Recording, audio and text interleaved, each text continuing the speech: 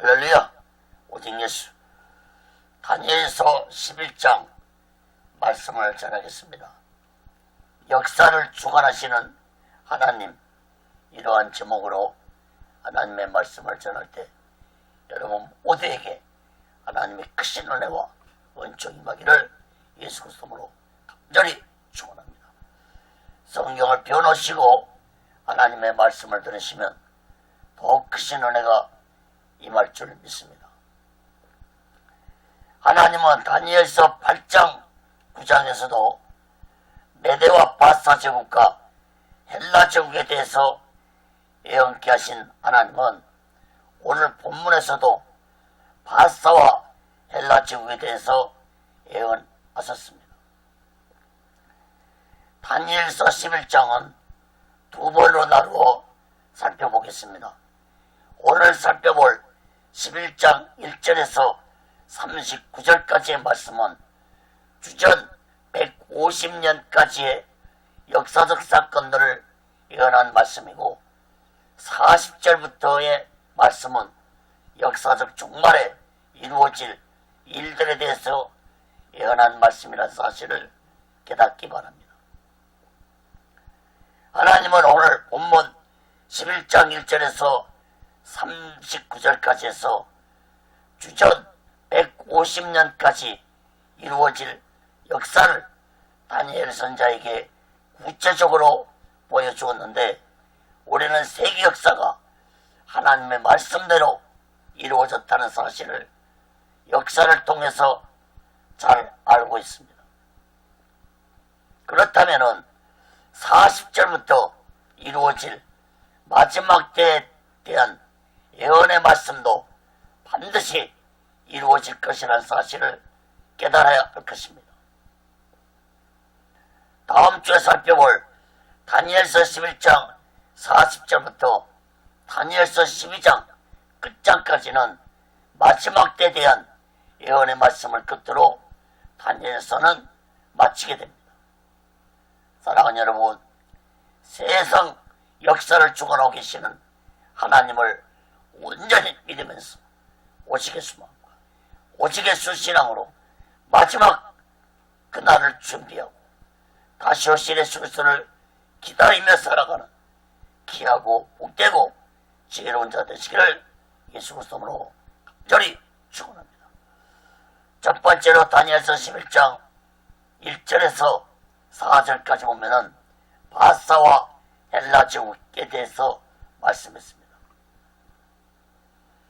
다니엘서 10장에서 다니엘은 마지막 때 일어날 큰 전쟁에 대한 환상을 보고 너무 놀라서 몸에 힘이 빠지고 기진맥진해 있을 때 다니엘에게 힘과 용기를 준 천사는 다니엘에게 먼 훗날이 아닌 바사 제국 이후에 나타날 역사에 대해서 말씀해 주었습니다.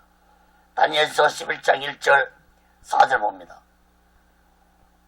내가 또 메대 사람 다리온 년에 일어나 그를 돕고 강하게 한 일이 있었느니라.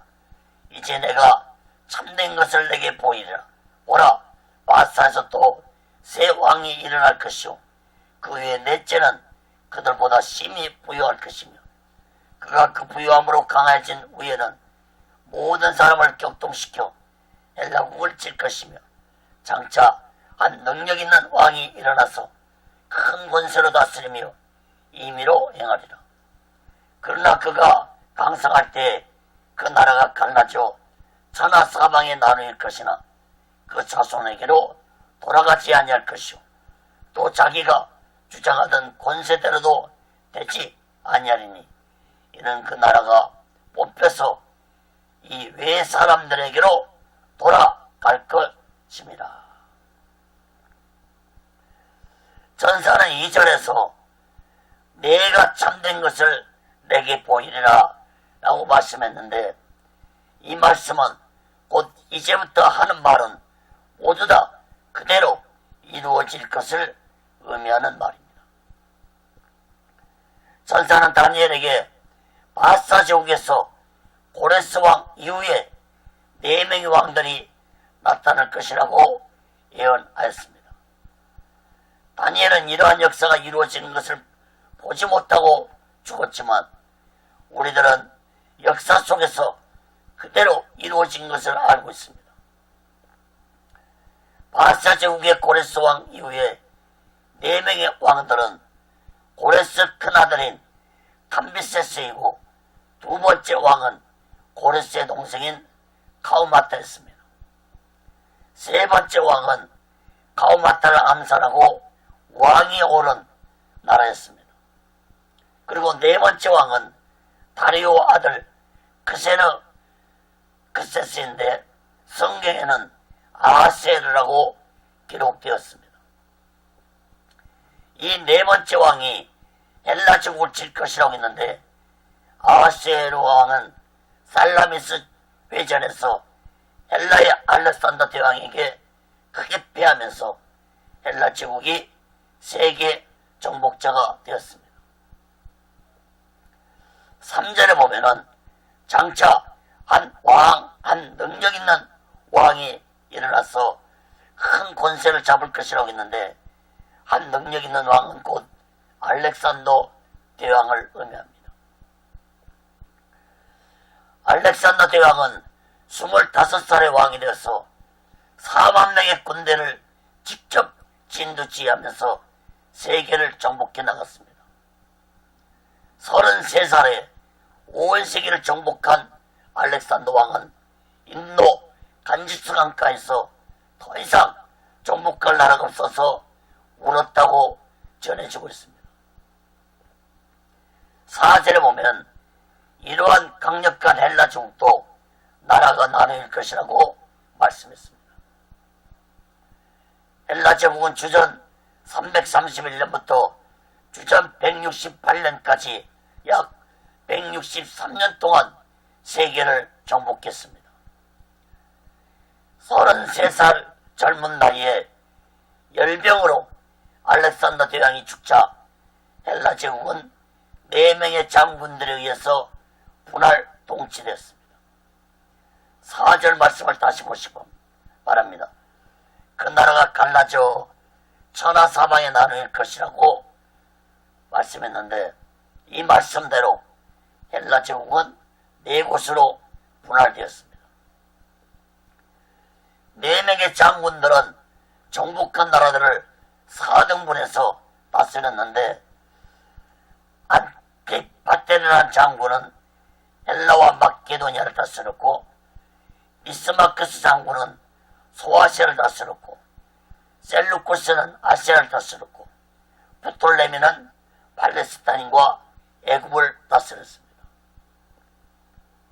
사랑하는 여러분, 다니엘에게 말씀하신 대로 역사는 그대로 이루어졌다는 사실을 마음 깊이 깨닫고 마지막 때에 대한 예언의 말씀도 반드시 그대로 이루어질 그런 사실을 마음 깊이 깨닫고 오직 예수 마음과 오직 예수 신앙으로 마지막 날을 준비하고 다시 오실 예수 그리스도를 기다리며 살아가는 지혜로운 자 되시기를 예수 그리스도로 간절히 축원합니다.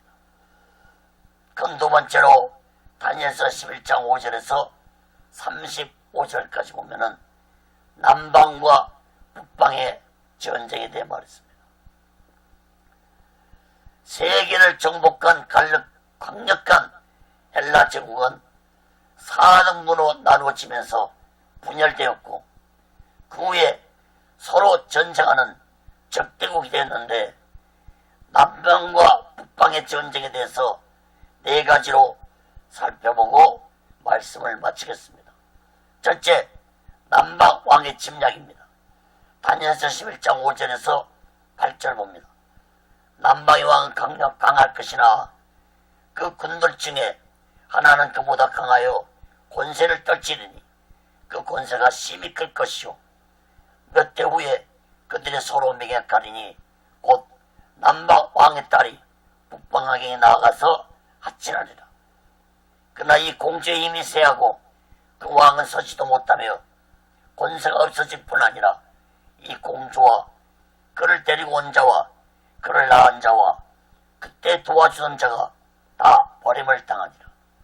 그러나 이 공주의 본족에서 난자 중에 하나가 그의 이를 이어 북방왕의 군대를 치루어서 그의 성에 들어가서 그들을 이기고 그 신들과 부어 만든 우상들과 그 은과 금의 아름다운 기구를 다 노략하여 애굽으로 가져갈 것이요 몇 해 동안은 그가 북방왕을 치지 아니하리라. 남방의 왕은 팔레스타인과 애굽을 통치한 부톨렘이었고 북방왕은 아시아를 통치한 셀루쿠스였습니다. 5절 보면 남방의 왕도 강하지만 북방왕은 더욱 강할 것이라고 했는데 그자가 바로 셀루쿠스를 의미합니다. 서로 영토 확장을 위한 전쟁이 계속되다가 부톨레미 2세와 안티오쿠스 2세 때 이르러서 전쟁을 종식하고 평화조약을 체결했습니다. 6절을 보면은 남방과 북방이 전쟁을 멈추고 서로 합친할 것이라고 말씀했습니다. 평화조약을 체결하면서 부톨레미 딸인 베레니스와 안티오쿠스가 결혼을 했습니다. 그런데 안티오쿠스가 부톨레미 딸을 아내로 맞이하면서 본처 나우디우스를 쫓아내게 됐는데 여기에 앙심을 품은 나우디우스가 베네리스와 안토니쿠스 사이에 태어난 아들을 암살하고 안티오쿠스 맞서 독살했습니다. 이러한 사실을 하나님은 6절에서 이미 예언하고 있다는 사실을 기억하시기 바랍니다. 그리고 7절에서는 이러한 음모를 알게 된 남방왕이 다시 북방왕을 쳐들어오게 될 것이라고 말씀했습니다. 부톨레미 3세는 자신의 누이 베르니스의 복수를 위해서 북방왕국을 공격했는데 6년 동안 계속된 전쟁에서 남방왕은 북방왕국의 수도 안디옥을 점령하고 자신의 누이를 죽인 나오디스를 죽여서 복수를 한 후에 전리품을 가지고 애굽으로 돌아갔습니다. 이 전쟁 이후에 주전 240년 부톨레미 3세와 셀루쿠스 2세가 평화조약을 체결하므로 두 나라 사이에는 몇 년 동안 전쟁이 중단되었지만 얼마 못 가서 다시 또 전쟁이 일어났습니다. 사랑하는 여러분, 다니엘이 이러한 예언의 말씀을 받은 시기는 바사 제국 시대였으므로 약 300년 후에 되어질 역사를 예언하고 있다는 사실을 깨달아야 할 것입니다. 사랑하는 여러분, 이러한 역사적 사실을 예언한 말씀을 보고도 살아계신 하나님이 세계 역사를 주관하시고 다스리고 있다는 사실을 깨닫지 못하고 믿지 못한다면 참으로 어리석고 무시한 자들이라는 사실을 마음 깊이 깨달아야 할 것입니다. 두 번째, 북방왕의 침략입니다. 다니엘서 11장 9절에서 12절 봅니다. 북방왕이 남방왕의 나라로 쳐들어갈 것이나 자기 본국으로 물러가리라. 그 아들들이 전쟁을 준비하고 힘이 많은 군대를 모아서 물에 넘친같이 나올 것이며 그가 또 와서 남방왕의 견고한 성까지 질 것이요 남방왕은 크게 노하여 나와서 북방왕과 싸울 것이라. 북방왕이 큰 무리를 끌 것이나 그 무리가 그의 손에 붙임받으리라. 그가 큰 무리를 사로잡은 후에 그 마음이 스스로 높아져서 수만 명을 엎드려 때릴 것이나 그 세력은 더하지 못할 것이요.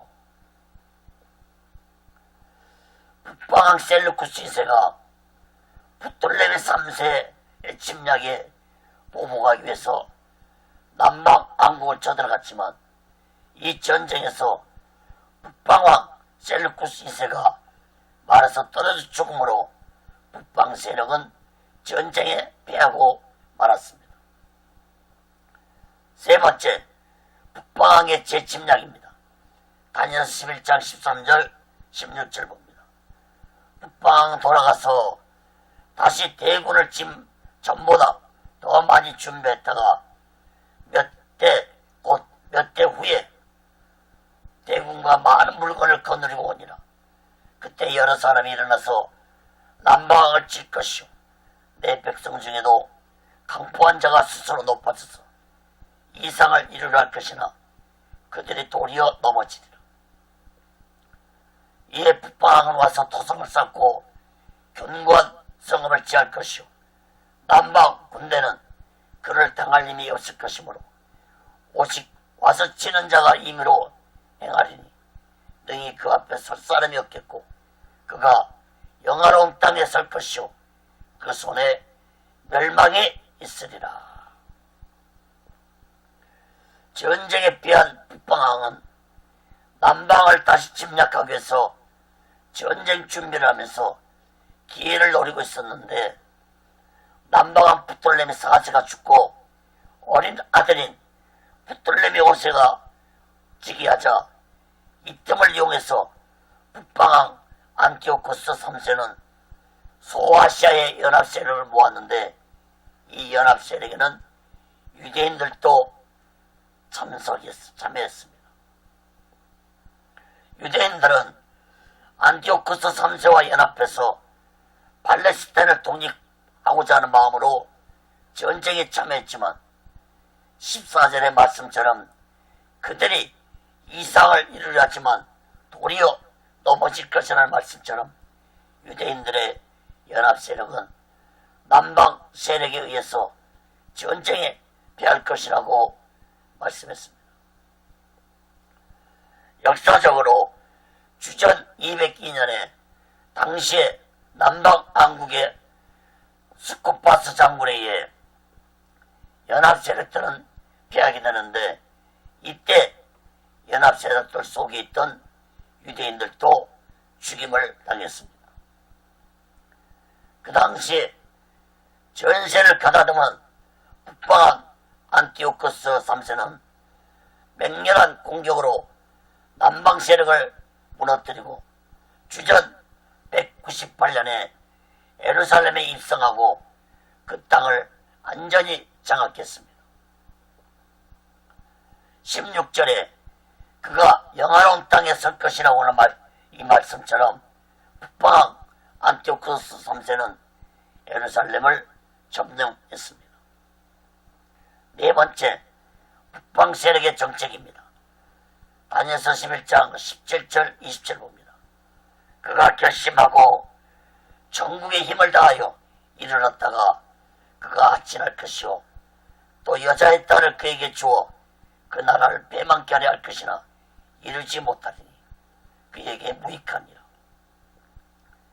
그 후에 그가 얼굴을 섬들로 돌이켜 만일치 할 것이나 한 대장이 있어서 그의 보이는 수욕을 씻고 그 수욕을 그에게 돌릴 것이므로 그가 드디어 그 얼굴을 돌이켜 자기 땅 상선들로 향할 것이나 거쳐 넘어지고 다시는 보이지 아니하리라. 그 일을 열 자가 도색하는 자로 그 나라의 아름다운 곳으로 두루 다니게 할 것이나 그는 분노함이나 싸움이 없어 몇 날이 못되어 망할 것이오.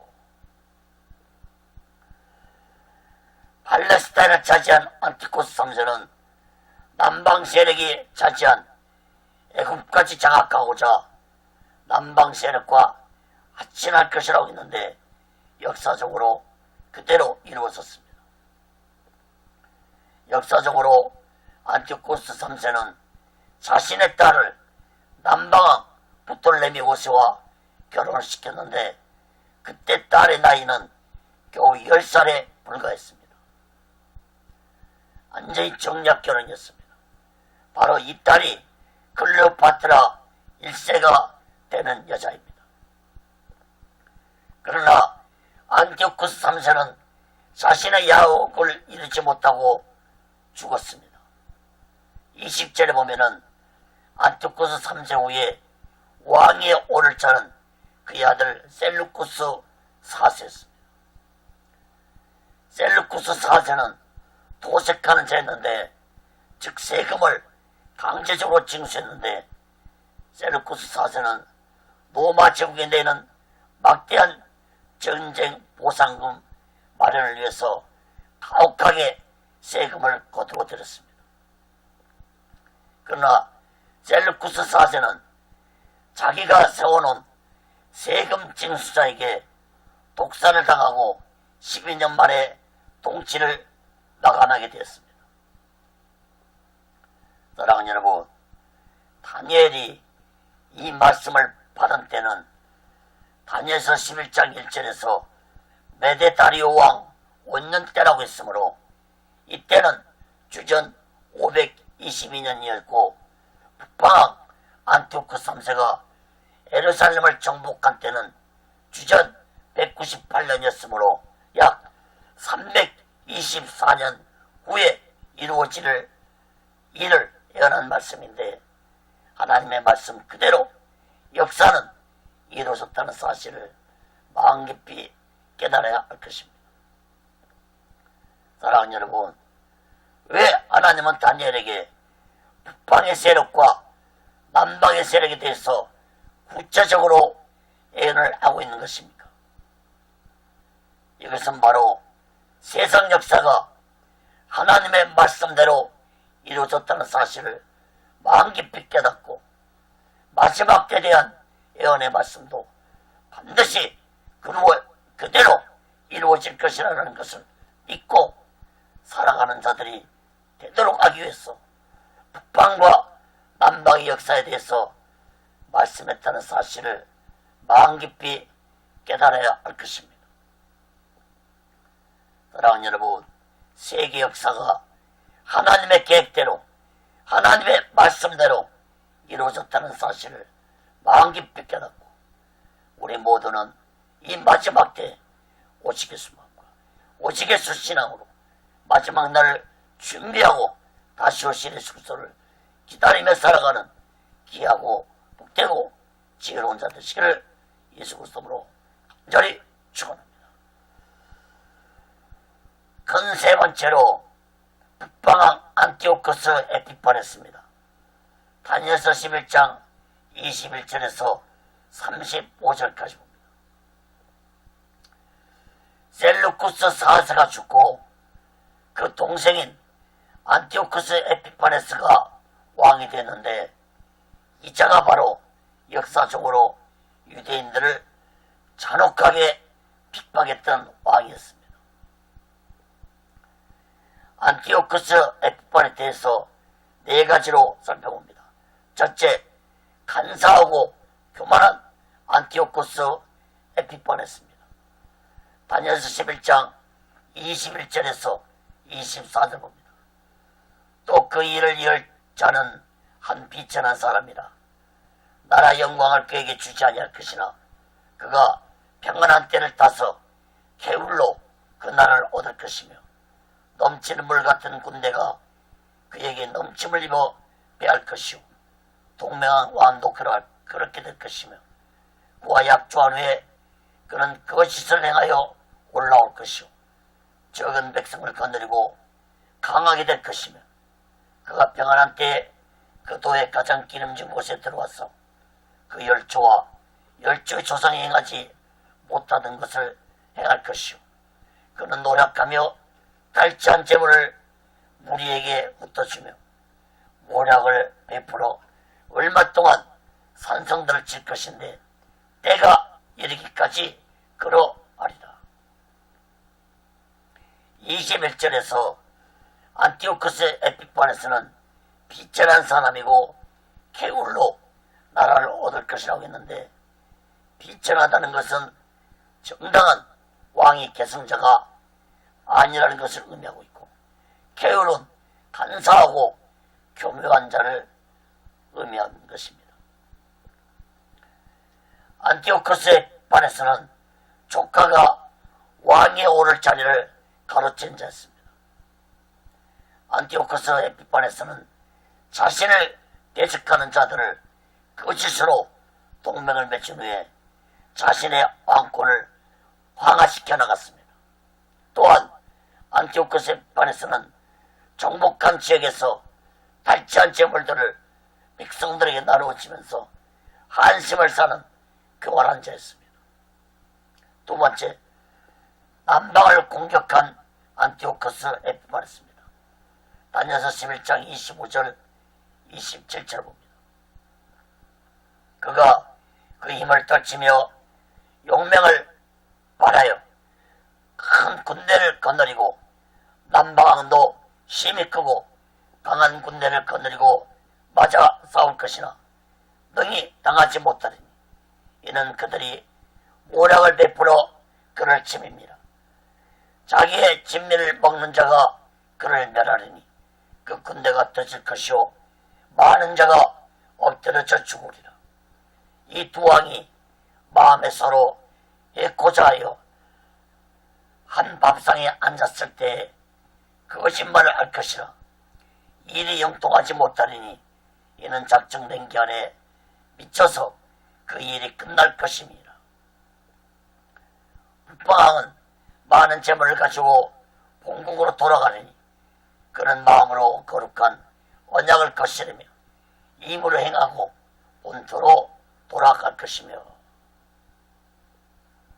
사랑하는 여러분, 안티오코스 에피파네스는 남방왕이 차지하고 있는 애굽을 공격해서 전쟁을 승리하여 남방왕 붙돌레미 6세와 우호 조약을 맺지만 이것이 거짓된 조약이 될 것이라고 하나님은 예언했습니다.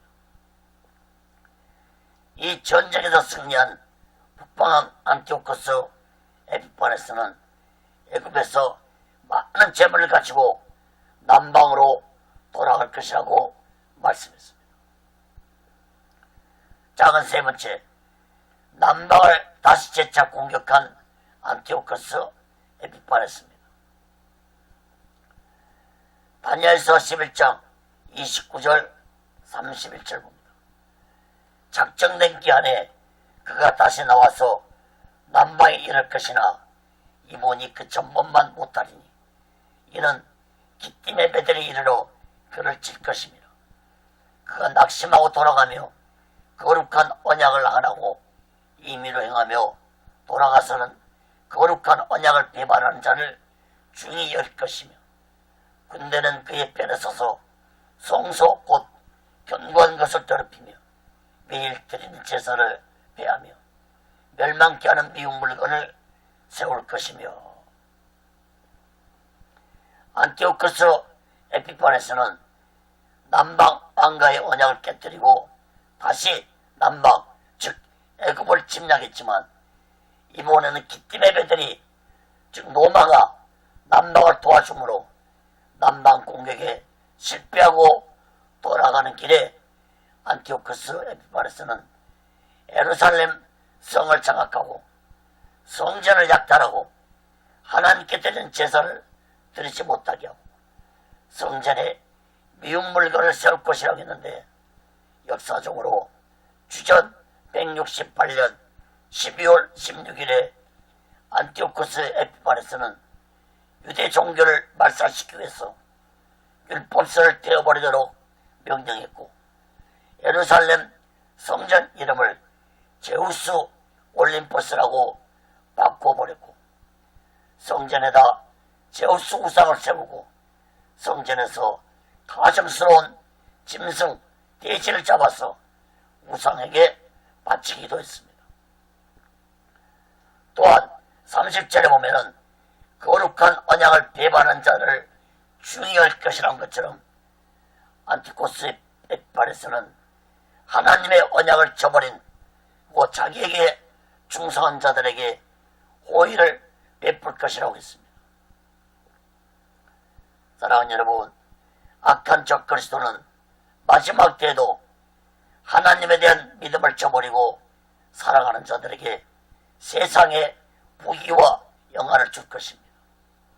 요한일서 2장 16절에 보면은 이는 세상에 있는 모든 것이 육신의 정욕과 안목의 정욕과 이생의 자랑이니 다 아버지께로 쫓아온 것이 아니오 세상으로 쫓아온 것이라.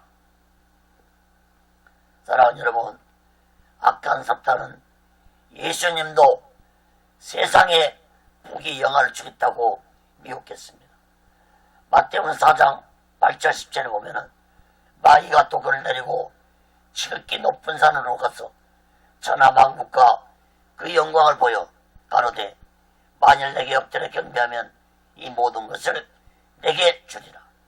이에 예수께서 말씀하시되 사탄아 물러가라 기록되었으되 주 너희 하나님께 경배하고 다만 그를 섬기라 하였느니라. 사랑하는 여러분, 악한 사탄이 쳐놓은 덫에 걸려드는 어리석고 무지한 자 되지 마시고 오직의 수신앙으로 마지막 날을 준비하고 살아가는 지혜로운 자 되시기를 예수 그리스도로 간절히 축원합니다. 자, 네 번째로 지혜로운 자를 핍박한 안티오코스 에피파네스입니다. 다니엘서 11장 32절 35절 봅니다. 그가 또 언약을 배반하고 악행하는 자를 게을러 다스릴 것이나 오직 자기 하나님을 아는 백성은 강하여 용명을 바랍니다. 백성 중에 지혜로운 자가 많은 사람을 가르칠 것이나 그들이 칼날과 불꽃과 사로잡힘과 약탈을 당하여 여러 날 동안 쇠피하리라. 그들이 쇠피할 때 도움을 조금 얻을 것이나 많은 사람은 게을러 그들과 진압할 것이며 또 그들 중 지혜로운 자 몇 사람이 쇠피하여 무리로 연단되며 정결케 되며 희게 되어 마지막 때까지 이르리니 이는 작정된 기한이 있음이니라. 사랑하는 여러분, 예루살렘 성을 점령한 안티오코스 에피파네스는 유대인들을 간교한 계략으로 하나님의 언약을 배반하도록 미혹했습니다. 안티오코스 에피파네스 계략에 미혹된 자들이 있었는가 하면 하나님에 대한 믿음을 끝까지 지키는 자들이 있었습니다. 하나님은 이 믿음의 사람들을 지혜로운 자라고 33절 35절에서 두 번이나 말씀했습니다. 34절에 보면은 많은 자들이 악한 안티오코스 에피파네스와 하나가 될 것이지만 35절에서 하나님을 경외하는 지혜로운 자들은 몇 사람이라고 했는데 이들은 쇠폐하고 악한 무리들에게 고난을 당하면서도 끝까지 거룩한 믿음을 지킬 것이라고 말씀했습니다. 그런데 이러한 핍박이 35절 말씀에 보면은 마지막 때 정해진 기간까지 이를 것이라고 예언하였습니다. 사랑하는 여러분, 예수님도 마태복음 24장에서 마지막 때는 믿음의 사람들이 이 악의 세력들로부터 핍박을 받을 것이라고 예언하였습니다. 마태복음 24장 9절에 보면은 그때 사람들이 너희를 알란에 넘겨주겠으며 너희를 죽이리니 너희가 내 이름을 위하여 모든 민족에게 미움을 받으리라. 사랑하는 여러분, 그 어느 시대나 하나님을 배도하는 세력과 배도하는 세력 속에서 불의와 타협하지 아니하고 오직 예수 믿음을 가지고 살아가는 지혜로운 자들이 있다는 사실을 마음 깊이 깨닫기 바랍니다. 그러나 안타깝게도 멸망의 길을 가는 자는 많지만 좁은 길을 가는 자는 보기 힘든 마지막 시대가 될 것입니다. 예수님도 누가복음 18장 8절에서 인자가 올 때 세상에서 믿음을 보겠냐고 말씀했습니다. 사랑하는 여러분, 마태복음 7장 13절 14절에 보면은 좁은 문으로 들어가라.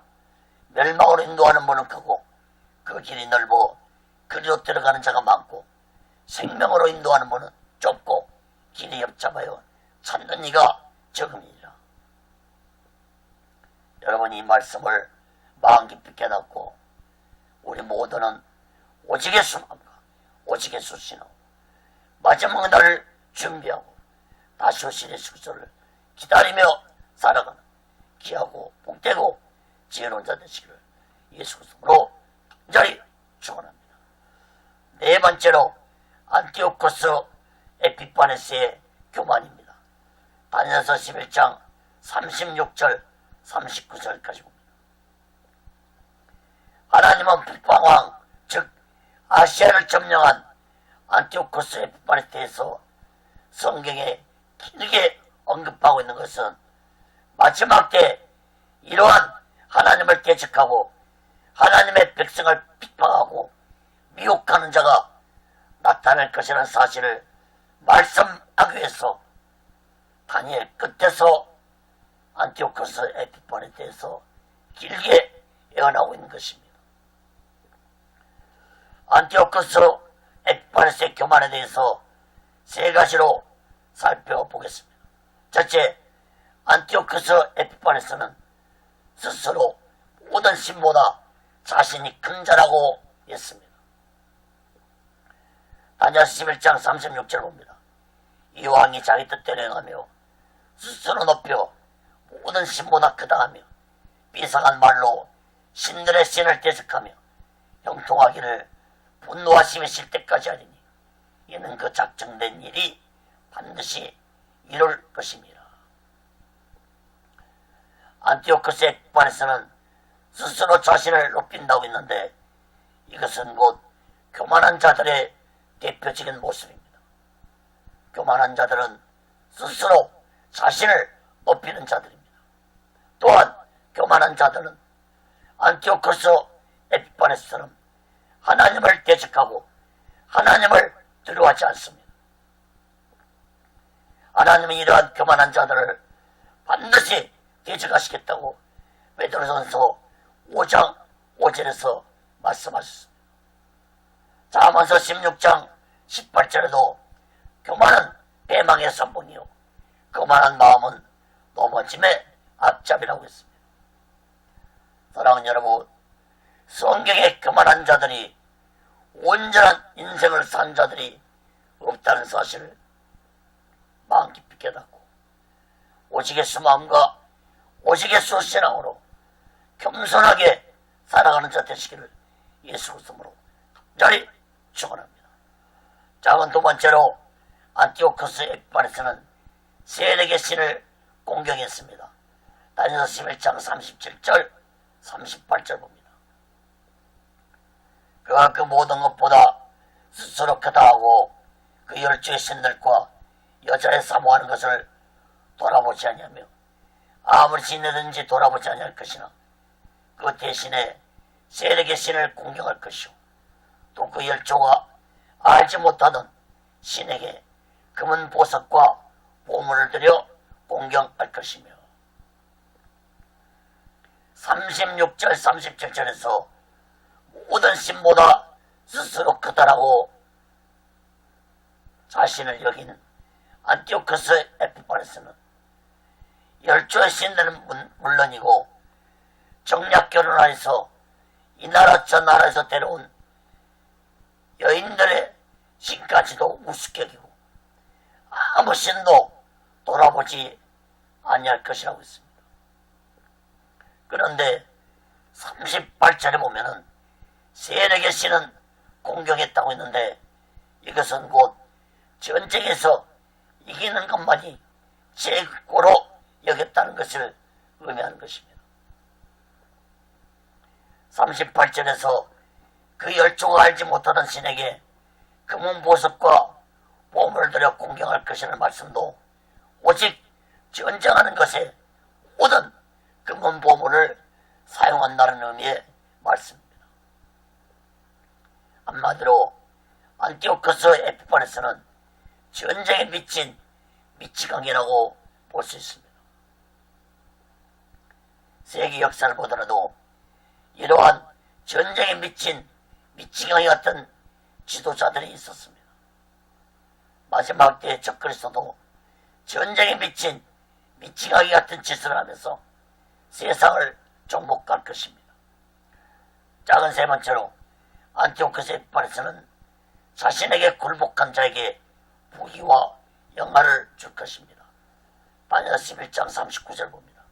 그는 이방신을 힘입어 크게 경고한 산성들을 취할 것이요 무릇 그를 안다는 자에게는 영광을 도하여 여러 백성을 다스리게 하며 그에게서 뇌물을 받고 땅을 나눠주기도 하리라.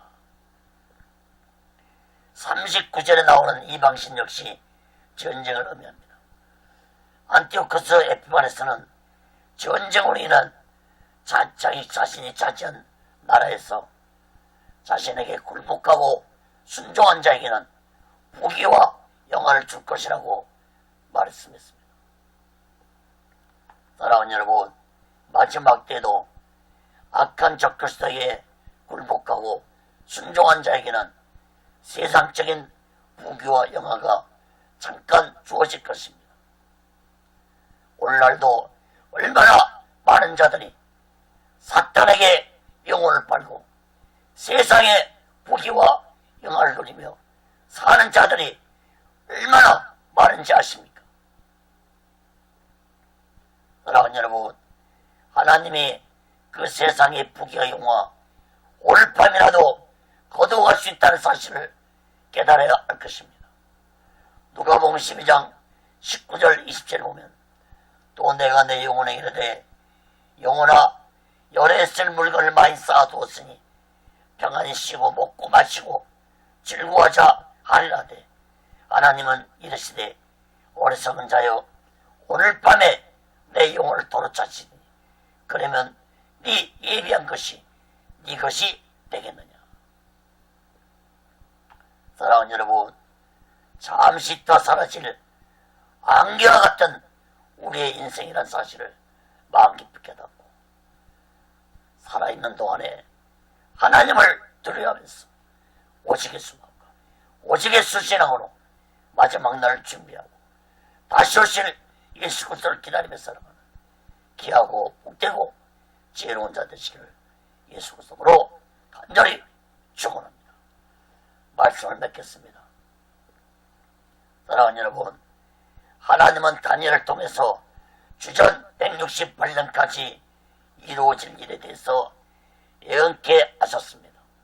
특히 안티오코스 에피파네스에 대한 예언은 분명하게 주전 168년 12월 16일에 예루살렘 성전을 더럽히고 유대인들을 핍박하고 미혹하고 죽였던 일을 역사가 증명해주고 있습니다. 사랑하는 여러분, 다시 말씀드리지만 다니엘 선지자가 이 말씀을 받은 때는 다니엘서 11장 1절에서 메대 다리오 왕 원년 때라고 했으므로 이때는 주전 522년이었고 북방왕 안티오코스 에피파네스가 예루살렘 성전을 더럽히고 악행을 저질렀을 때는 주전 168년이므로 다니엘은 약 354년 후에 이루어질 예언의 말씀을 전한 것입니다. 사랑하는 여러분, 하나님이 예언하신 말씀대로 역사는 이루어졌다면 장차 마지막 때 이루어질 예언의 말씀 또한 반드시 이루어질 것입니다. 세계 역사가 이루어진 것은 믿는데 장차 이루어질 역사를 못 믿는다면 참으로 어리석고 무지한 자라는 사실을 깨달아야 할 것입니다.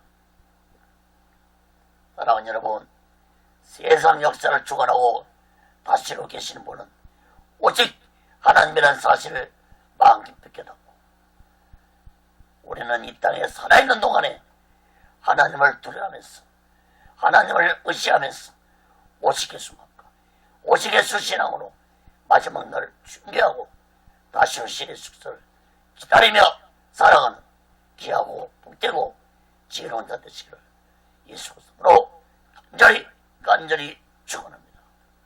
기도하겠습니다. 거룩하신 하나님 아버지, 진실로 세계 역사는 하나님의 말씀대로 이루어졌습니다. 다니엘 시대에 다니엘에게 예언케 하신 말씀이 약 300년 후에 이루어질 말씀 예언케 하셨는데 그대로 이루어졌다는 사실을 우리는 역사를 통해서 깨닫고 있습니다.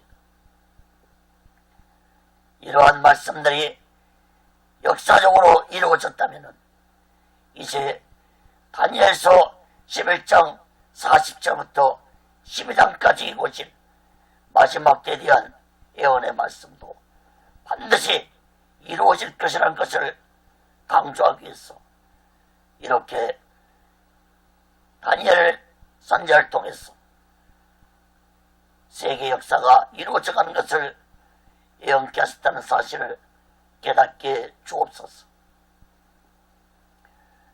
거룩하신 하나님 아버지, 세계 역사가 이루어진 것은 믿는데 장차 이루어질 마지막 때 세계 역사를 이루어질 일을 못 믿는다면 그것처럼 어리석고 무지한 자는 없을 것입니다. 우리 모두 다 이러한 하나님의 말씀을 듣고 진실로 마지막 때 이루어질 하나님 말씀을 굳게 믿고 오직 예수만과 오직 예수 신앙으로 마지막 날 준비하고 다시 오실 예수를 기다리며 살아가는 지혜로운 자 되도록 인도해 주시고 다스려 주옵소서. 오직 예수 훈련도 하나님께서 세워주시고 인도하시고 다스려 주옵소서. 모든 영광을 하나님께 드리며 예수 그리스도로 간절히 기도합니다. 아멘.